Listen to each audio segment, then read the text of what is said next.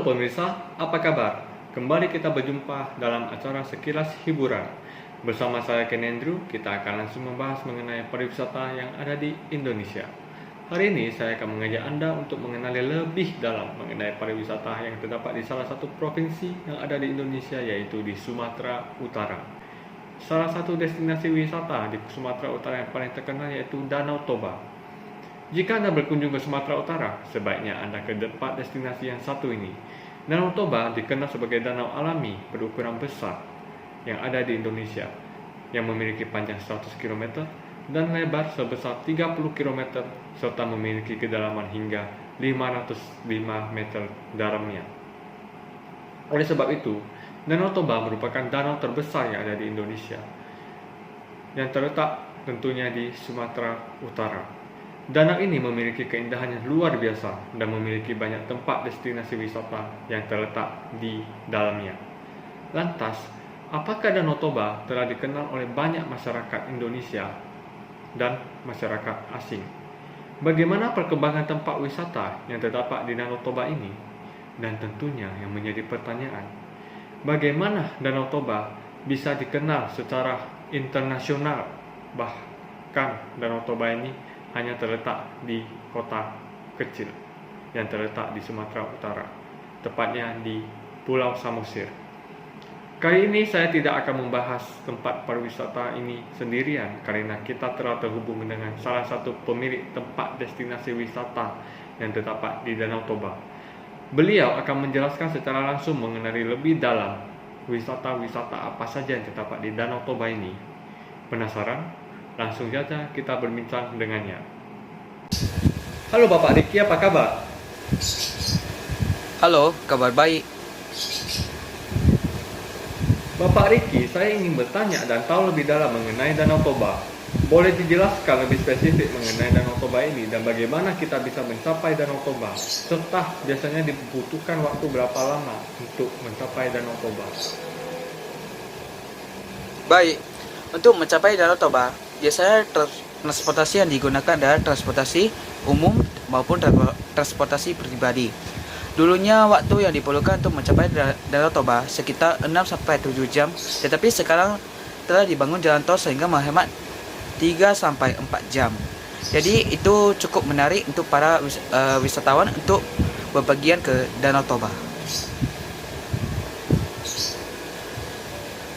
Sebagai salah satu pemilik destinasi wisata yang terdapat di Danau Toba, bolehkah Anda menjelaskan apa jenis wisata yang Anda miliki di Danau Toba untuk saat ini, Bapak Riki? Baik, saya memiliki restoran yang terletak di pinggir danau, yaitu restorannya bernama Danau Tawar, di mana Anda dapat mengakses pemandangan sambil memakan lahapan khas dari Danau Toba. Setelah itu, saya juga memiliki hotel bintang 3, di mana langsung Anda dapat melihat pemandangan Danau Toba secara luas. Dan juga saya memiliki pemandian air panas.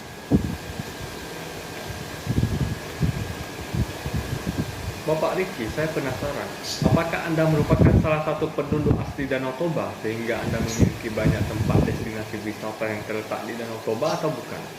Bisa tolong diceritakan, Bapak Riki? Jadi, saya bukan asli dari Danau Toba, dari Tanah Karo. Saya asli dari Medan. Yang saya tahu bahwa Danau Toba itu orangnya asli adalah suku Batak, dan karena itu saya memiliki tempat wisata yang diwariskan oleh ayah saya. Jadi ayah saya yang memulai membangun tempat wisata di Danau Toba dan sekarang diwariskan kepada saya. Dan sudah belasan tahun sejak dulu ketika Danau Toba belum terlalu ramai. Bapak Riki, jadi bagaimana perkembangan tempat wisata Danau Toba dari dulu hingga sekarang? Nah, bagaimana perbandingannya, Bapak Riki? Dari dulu Danau Toba tidak begitu ramai karena akses jalannya yang sangat rumit dan memakan cukup banyak waktu, sehingga membawa wisatawan tidak ingin berpergian ke sana karena memakan 7-8 jam. karena sekarang telah dibangun infrastruktur tol yang telah diberikan oleh pemerintah sehingga menghemat dan mempermudah bagi para wisatawan untuk mengunjungi Danau Toba. Dan jadi lumayan sehingga menarik para wisatawan bepergian dari Danau Toba melonjak dari tahun ke tahun. Jadi dari cerita yang Anda ceritakan dapat disimpulkan bahwa pembangunan infrastruktur telah mempengaruhi lonjakan wisatawan yang ada di Danau Toba. Benar begitu, Bapak Riki? Ya, benar sekali. Berkat pembangunan jalan tol, mereka dapat menghemat waktu untuk mencapai Danau Toba, juga memberikan kemudahan dan akses yang lebih aman daripada sebelumnya bagi para wisatawan. Dan tentu saja itu sangat berpengaruh besar bagi salah satu tempat wisata seperti kita, karena memberikan lonjakan wisatawan yang tinggi dari tahun ke tahun. Menurut Anda, Bapak Riki, mengapa Danau Toba cocok menjadi salah satu tempat destinasi yang wajib dikunjungi, khususnya bagi para wisatawan pencinta alam? Ya, karena Danau Toba memiliki keindahan alam yang sangat luar biasa. Dan Danau Toba juga memiliki pemandangan yang tidak bisa ditolak keindahannya. Di Danau Toba, Anda dapat merasakan serunya mengenai alam dan refreshing. Selain Danau Toba, Anda juga dapat memberikan keindahan seperti pemandian air panas, speedboat, kuliner khas Danau Toba, dan banyak lagi budaya khas Danau Toba. Dan oleh sebab itu, Danau Toba merupakan salah satu tempat destinasi wisata di Indonesia yang wajib dikunjungi, terutama bagi para pecinta alam.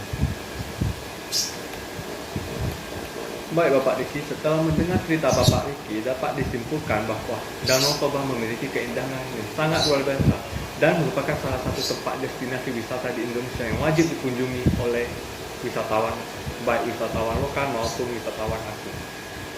Saya mengucapkan terima kasih kepada Bapak Riki karena telah meluangkan waktunya untuk berbagi cerita mengenai Danau Toba. Selanjutnya, kita akan beralih ke pariwisata lainnya tetapi tetap masih berlokasi di Sumatera Utara, yaitu Kota Medan. Kota Medan juga menjadi tempat destinasi wisata yang favorit bagi para wisatawan karena Kota Medan juga dikenal sebagai tempat atau suatu kota yang menghasilkan kuliner-kulinernya enak, khas, serta sangat murah. Oleh sebab itu, saya telah mengajak teman saya. Beliau adalah salah satu food blogger asal Kota Medan yang akan memperkenalkan kuliner-kuliner enak Kota Medan serta tempat pariwisata Kota Medan yang wajib dikunjungi. Kita telah terhubung dengannya. Mari saja kita langsung berbincang dengannya. Halo Bapak Halim, apa kabar? Halo, baik kabarnya. Bapak Halim, sebagai food blogger asal Kota Medan, tentunya Anda telah mencoba banyak makanan khas asal Medan. Bapak Halim, kira-kira boleh diceritakan sedikit makanan apa saja yang benar-benar telah menjadi makanan khas Medan? Baik, jadi makanan Medan menurut saya paling khas itu adalah bika Ambon. Bika Ambon Medan merupakan salah satu makanan Medan yang paling diminati oleh wisatawan pada umumnya. Karena bika Ambon Medan itu memiliki ciri khas yang sangat khas. Oke. Selanjutnya yaitu durian Medan. Durian Medan berbeda jika dibandingkan dengan durian lainnya. Bahkan menurut saya itu durian Medan lebih wangi jauh dibandingkan dengan durian lainnya. Jadi menurut saya durian Medan sih jauhnya lebih enak dibandingkan durian yang berasal dari Malaysia ya, yang kita biasa sebutnya musangking. Namun kembali lagi ke selera masing-masing. Jadi kita tidak bisa samain selera saya tentunya.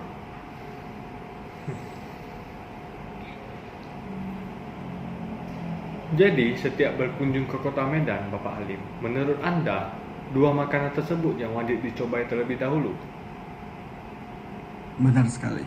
Karena hampir seluruh wisatawan yang berkunjung ke Sumatera Utara pasti menginjak kakinya di Kota Medan. Setelah berada di kota Medan, kita juga tidak boleh melewati kesempatan untuk mencoba kuliner-kulinernya dong, yang khas dan luar biasa enaknya. Lantas, apakah ada makanan lain yang selain bika Ambon dan durian Medan yang harus dicobai ketika kita berada di kota Medan? Sangat banyak sekali.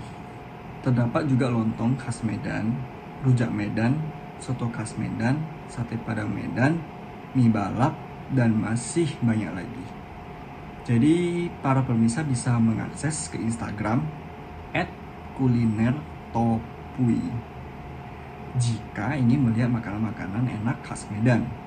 Tapi menurut saya tetap bika Ambon sama durian Medan yang wajib dicoba terlebih dahulu. Baik Bapak Halim, lantas menurut Bapak Halim, bagaimana tempat pariwisata yang ada di kota Medan, khususnya Sumatera Utara, selain kulinernya yang khas dan enak? Menurut saya, jika kota Medan, maka hal yang wajib dilakukan yaitu menikmati kulinernya. Karena menikmati kuliner itu juga merupakan bagian dari berwisata dalam mencari kenikmatan makanan dan bisa menghibur diri sendiri.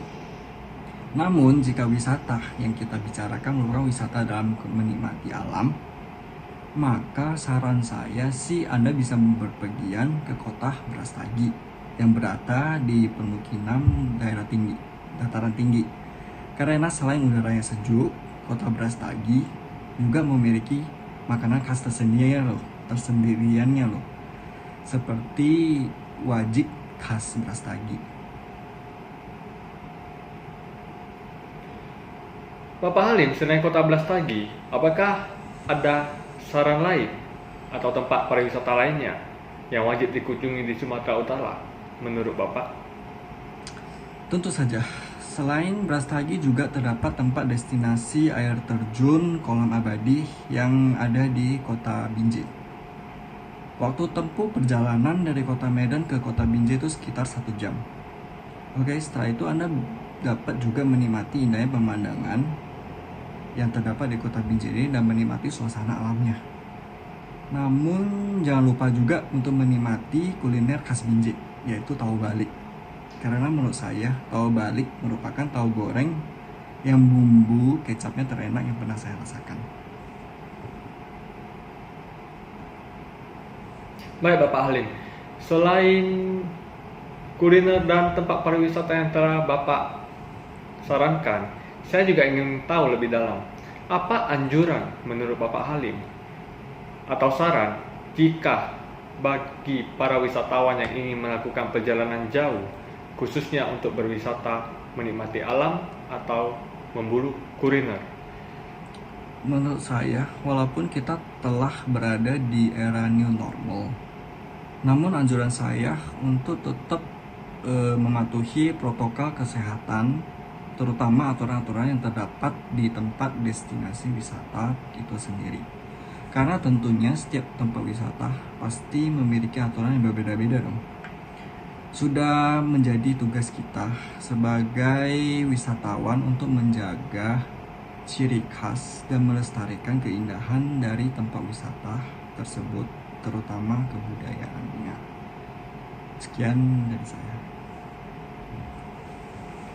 Baik Bapak Halim, saya ucapkan terima kasih banyak karena telah meluangkan waktu dan kesempatan serta menceritakan tentang kuliner-kuliner Medan yang enak, khususnya di Sumatera Utara. Bapak Halim, sekian dari saya. Saya juga ucapkan banyak terima kasih dan semoga Bapak Halim sehat-sehat selalu. Sampai di sini perbincangan dari saya dan kebersamaan kami hari ini. Sampai bertemu kembali dalam acara sekilas hiburan selanjutnya. Ingat untuk tetap mematuhi protokol kesehatan dan menjaga diri guna memutus rantai penyebaran COVID-19. Saya Kenny Andrew pamit mengundurkan diri. Terima kasih dan sampai jumpa.